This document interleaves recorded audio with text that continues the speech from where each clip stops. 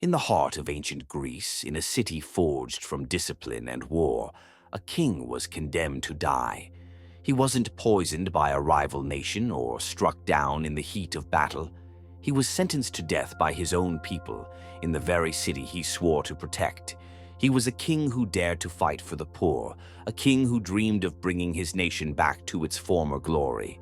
His name was Agis IV, and his revolutionary ideas made him a hero to the masses, but a traitor to the rich and powerful. This is the story of how a young, idealistic monarch tried to save Sparta from itself. It's a story of political intrigue, staggering inequality, and a dream of justice that was ultimately drowned in blood. How did a man who so perfectly embodied the ancient virtues of Sparta become an outcast in his own home? How did his quest for renewal lead to a noose tightening around his neck, put there by the very magistrates sworn to uphold the law?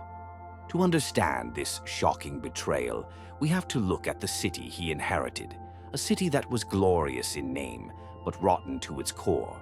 When we hear the name Sparta, we imagine a perfect war machine, a society of iron-willed soldiers where every man was a warrior, equal to his brother in arms, living a life of brutal simplicity and unwavering discipline. This was the legend of Sparta, the vision laid down centuries earlier by the lawgiver Lycurgus. He had crafted a state unique in all of Greece, built on three pillars: equality, austerity, and military supremacy. The Spartan citizen, or Spartiate, wasn't supposed to own lavish goods or hoard wealth. His only purpose was to be the finest soldier the world had ever seen. But the Sparta that King Agis IV inherited in 244 BCE was a pale, decaying shadow of this legend. The famous Spartan system was crumbling, not from an outside threat, but from a cancer growing within. The problem, as it so often is, came down to money and land. The whole foundation of the Lycurgan system was a radical idea of equality. Every Spartan citizen was granted a plot of land, a kleros, which was meant to be his forever. This land grant was the key to his citizenship because it provided the money to contribute to the syssitia, the mandatory communal dining halls where all Spartan men ate together. This daily ritual reinforced their bond, their sense of shared identity. To be a Spartan was to fight with and eat with your brothers. If you couldn't pay your dues, you lost your citizenship. You were no longer one of the homoioi, the similars or equals. You became a lesser being in your own homeland. Over the centuries, this foundation of equality was systematically destroyed. The laws forbidding the sale of land had been worn down and then abandoned entirely. Wealth, once a foreign concept, began to pour into Sparta, and it collected in the hands of a very small number of families. Greed replaced austerity. Land, once the birthright of every citizen, became just another commodity to be bought, sold, and hoarded. By the time Agis came to the throne, the situation was catastrophic. The historian Plutarch tells us that the number of full Spartan citizens had collapsed from many thousands in its golden age to a mere 700. Think about that. 700 men. That was all that was left of the legendary Spartan army. And of those 700, maybe only 100 actually owned any significant land at all. The vast majority of the population were now landless, disenfranchised, and drowning in debt. They were Spartans by blood, but not by status.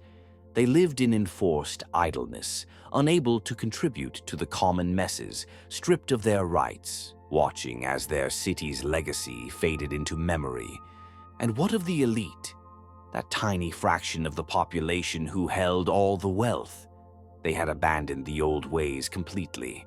While the poor starved, the rich lived in a state of luxury that would have made their ancestors sick.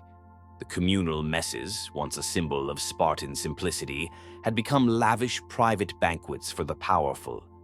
Much of this wealth, ironically, was in the hands of women, who had become the primary inheritors of these vast, consolidated estates.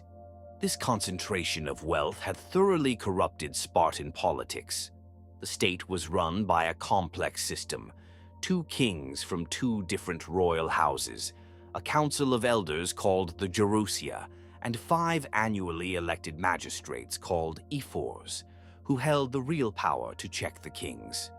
But this system, designed for stability, was now just a tool of the oligarchy.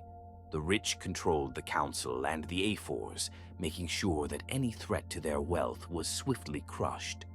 The very embodiment of this new, corrupt Sparta was Agis's co-king, Leonidas II. Leonidas had spent years in the lavish court of the Seleucid Empire and brought back a taste for foreign luxury and autocratic rule. He saw Agis's idealism not as a virtue, but as a direct threat to his power and the comfortable world of the elite he represented. Sparta was a city divided against itself. On one side, a tiny, obscenely wealthy elite clinging to power. On the other, a vast, impoverished population desperate for a hero. And into this powder keg walked a 20-year-old king who believed he could single-handedly turn back time. Into this decaying world, a new king from the Eurypontid dynasty, Agis IV, rose to power around the age of 20. Unlike his peers, and certainly unlike his co-king Leonidas, Agis was a throwback, a living embodiment of the virtues Sparta had long forgotten. He was raised on the epic tales of Lycurgus and the heroes of old. He saw the rot around him, the greed, the inequality, the fading glory of his people, and he didn't just complain about it. He believed it was his destiny to fix it. Agis was a walking contradiction.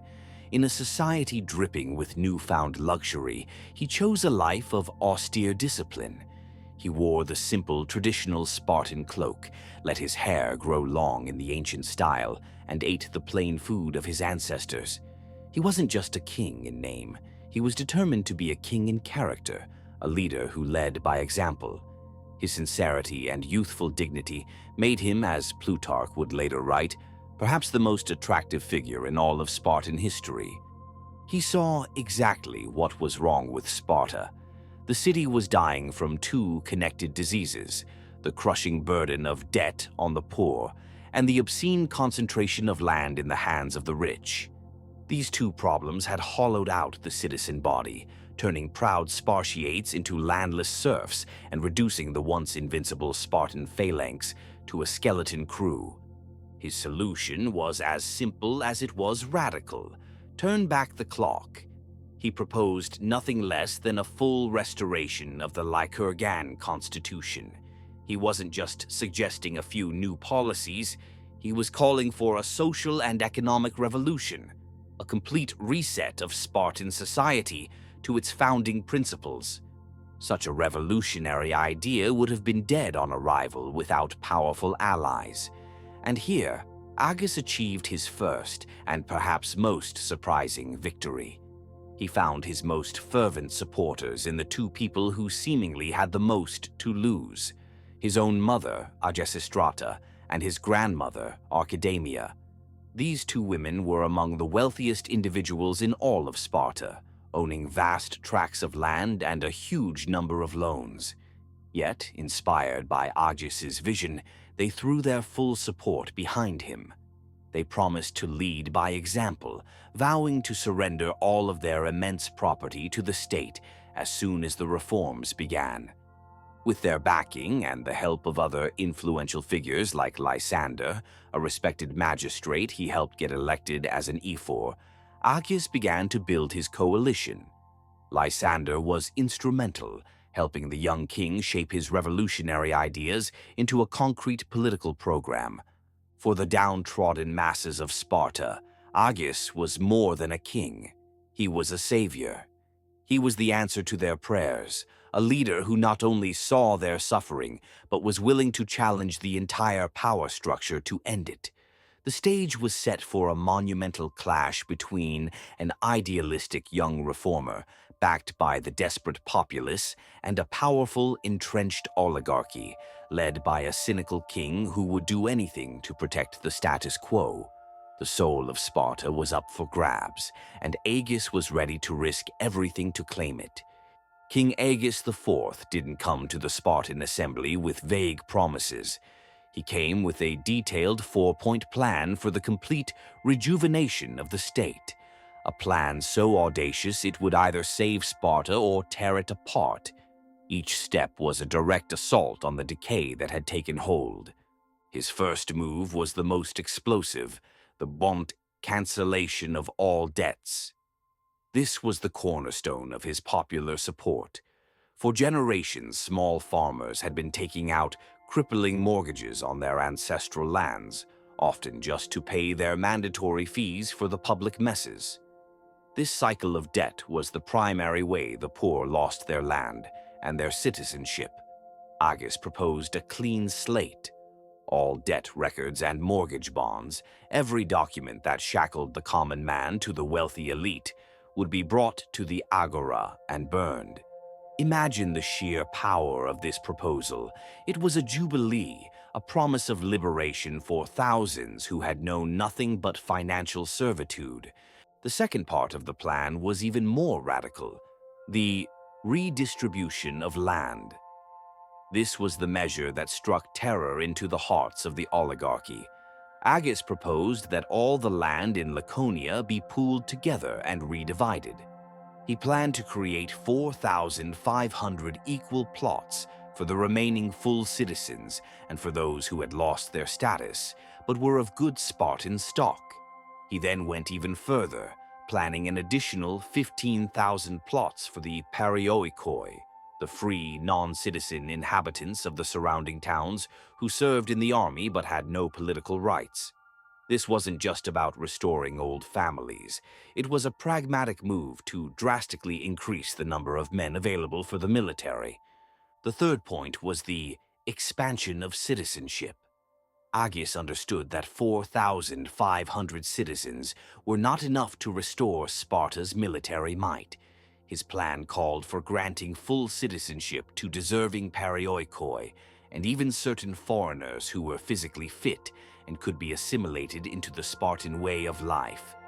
This was a profound break with Sparta's traditionally xenophobic culture, but Agis saw it as a necessary evil to refill the ranks and secure Sparta's future. Finally, to ensure this new Sparta wouldn't fall back into decadence, Agis called for the full restoration of the ancient discipline.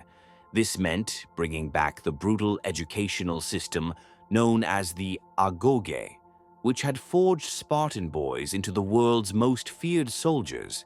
It also meant restoring the authentic syssitia, the simple, shared meals that promoted unity and austerity. No more lavish banquets for the rich. Every citizen would once again eat the same simple food, reinforcing the ideal that they were all equals. This was Agis's grand vision.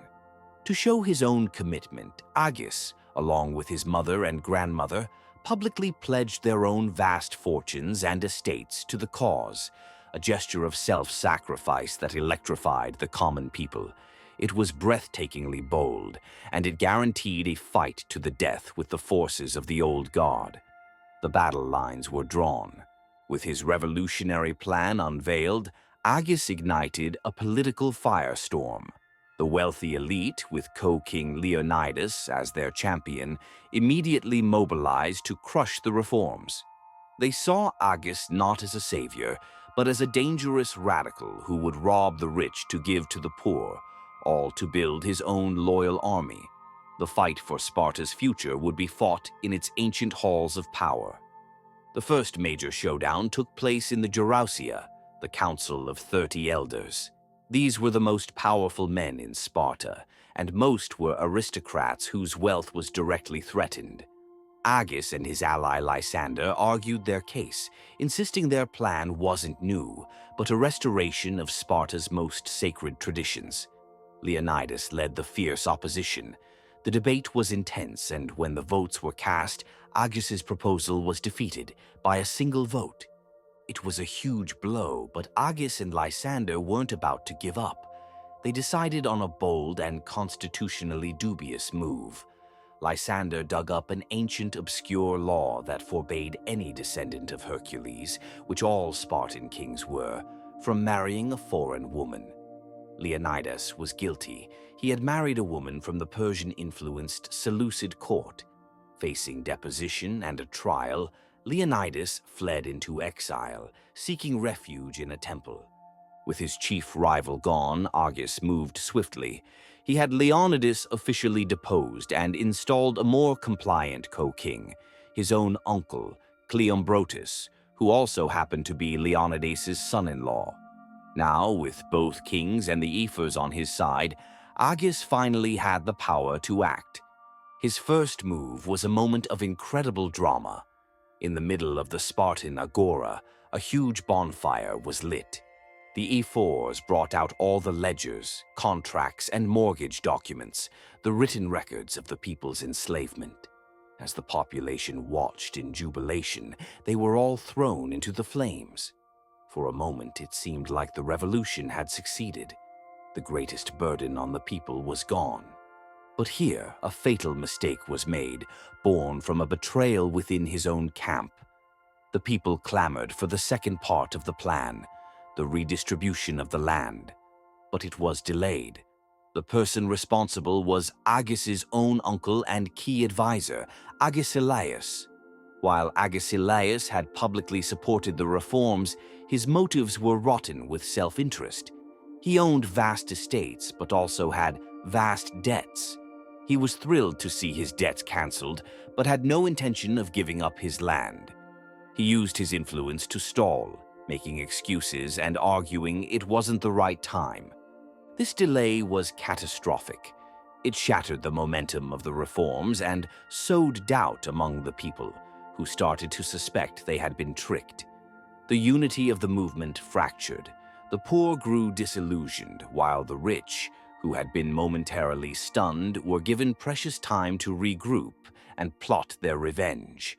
Agis had won the first battle, but the treachery of his own uncle had left him vulnerable, creating the opening his enemies desperately needed. We're at a pivotal moment in our story, where a hero's dream is being twisted by greed and betrayal. The revolution is on a knife's edge, and the forces of corruption are gathering in the shadows. If you're finding this story of political intrigue and rebellion as fascinating as I do, take a moment to hit that subscribe button. You won't want to miss how this shocking tale ends. Just as the political situation in Sparta reached this breaking point, an external crisis intervened. A call for military aid arrived from Aratus of Sicyon, leader of the Achaean League and a Spartan ally. The Aetolian League was threatening the Peloponnese, and Sparta was honor-bound to respond. As king, Agis had no choice but to lead the army himself. For his enemies, this was the golden opportunity they had been waiting for. With Agis and his most loyal supporters gone, the city would be theirs for the taking. Agis marched out at the head of his army, and while on campaign, he proved to be an excellent commander. The cautious enemy general gave him no chance for a major battle, but Agis won great credit for the superb discipline he maintained among his troops. He was proving that a revitalized Spartan citizenry could indeed restore the nation's military prowess. But while Agis was away playing the part of the heroic Spartan king, the conspiracy back home exploded. His treacherous uncle, Agesilaus, had been left in a position of power, and his corrupt and abusive behavior enraged everyone, turning even former supporters against the reformist cause. The popular goodwill that Agis had built was squandered by the very man he had trusted. Seizing this moment of chaos, the opposition struck. Leonidas, the exiled king, returned from the city of Tegea with a band of paid mercenaries ready to retake his throne by force. The political tide turned with brutal speed. The ephors loyal to Agis were driven out, and a new board loyal to Leonidas was installed. Fear gripped the city as Leonidas and his allies began to systematically hunt down their political opponents. Agis, returning from his campaign, walked directly into a trap. He arrived to find a city that was no longer his. His allies had fled or been arrested. His reforms were being dismantled. The people, disillusioned by Agesilaus and intimidated by Leonidas's mercenaries, offered no resistance. The revolution had completely collapsed in his absence. Utterly outmaneuvered, Agis knew his life was in danger. His only option was to flee. He sought sanctuary in the most sacred place in the city, the temple of Athena of the Brazen House.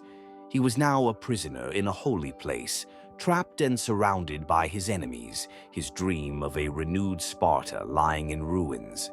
The hunter had become the hunted. The standoff at the temple was a tense affair.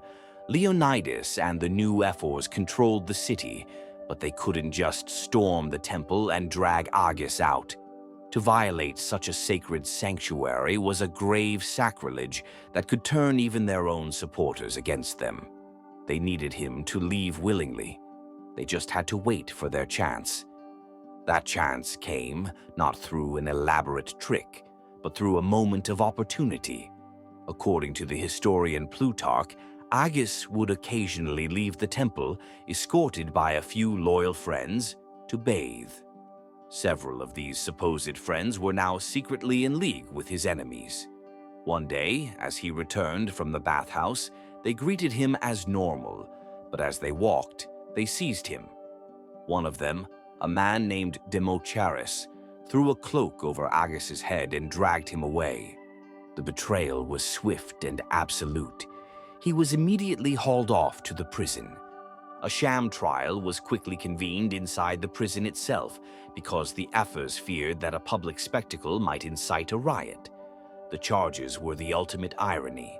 Agis was accused of seeking to establish a tyranny and overthrowing the constitution of Sparta, the very constitution he worshipped and had tried to restore. His accusers were now his judges. Despite the hopelessness of it all, Agis defended himself with quiet dignity. He declared that he had done everything not for his own power, but for the glory of Sparta and in the true spirit of Lycurgus. One of the ephors asked him if he repented his actions. Agis's reply was defiant. He said that he would never repent of such a noble and glorious plan, not even in the face of death. That sealed his fate. The verdict was immediate and unanimous. King Agis IV was sentenced to be executed by strangulation. The sentence was to be carried out at once, before the crowds gathering outside could realize what was happening. As the executioners led him away, one of them began to weep. Agis, ever the king, turned to him and said, "Weep not for me. Suffering as I do unjustly, I am in a happier case than my murderers." The execution of King Agis IV was swift and brutal. He was the first Spartan king ever to be put to death by the lawful verdict of his own magistrates. But Leonidas and the oligarchs were not finished. To completely extinguish his legacy, they committed one final act of cruelty. They sent for his mother, Agesistrata, and his grandmother, Archidamia, the two women who had sacrificed their fortunes for his cause. They too were brought to the prison. His mother, seeing her son's lifeless body, kissed his face and said, "My son, it was your too great regard for others, and your gentleness and humanity, which has brought you to ruin, and us as well." Enraged, the ephors ordered her executed on the spot. As she offered her neck to the noose, her last words were a prayer. "My only prayer is that this may bring good to Sparta." Then his grandmother was executed right beside them. The news of the triple execution sent a wave of horror through the city. Even for the hardened Spartans, this was a crime that crossed every line of decency and tradition. It was an act of pure political terror, designed to wipe out not just a man, but an idea. In the short term, the oligarchs had won. Agis's reforms were completely reversed. The debts were reinstated. The land remained in the hands of the few. The social decay that Agis had tried to halt continued, sending Sparta further down its path to irrelevance. But an idea, once planted, is a difficult thing to kill. In a final, twisted act of political maneuvering, Leonidas forced Agis's young widow, Agiatis, to marry his own son, Cleomenes. It was meant to be a symbol of his total victory. But Leonidas couldn't control what happened next. Agiatis, who had deeply loved her first husband, told her new one everything about Agis's dream, his vision, his courage, and his sacrifice. Years later, when Leonidas died and Cleomenes III took the throne, those stories bore fruit. Inspired by the man his own father had murdered, Cleomenes launched his own, even more radical and violent, campaign of reform, finally succeeding where Agis had failed. The ghost of the executed king would get his revolution after all. Agis's story is a timeless tragedy. He was a visionary who saw the sickness in his society and dared to offer a cure. But his idealism and his faith in others proved to be fatal weaknesses in a world of ruthless political operators. So we are left with the eternal question that echoes through history whenever a reformer challenges the powerful. Was King Agis a naive idealist, a man whose dream was too pure for a corrupt world? Or was he a true hero, a martyr for justice whose only crime was being ahead of his time? What do you think? Was Agis a doomed visionary or a political failure? Let me know your thoughts in the comments below. And for more stories about history's most fascinating and tragic figures, make sure you're subscribed. Thanks for watching.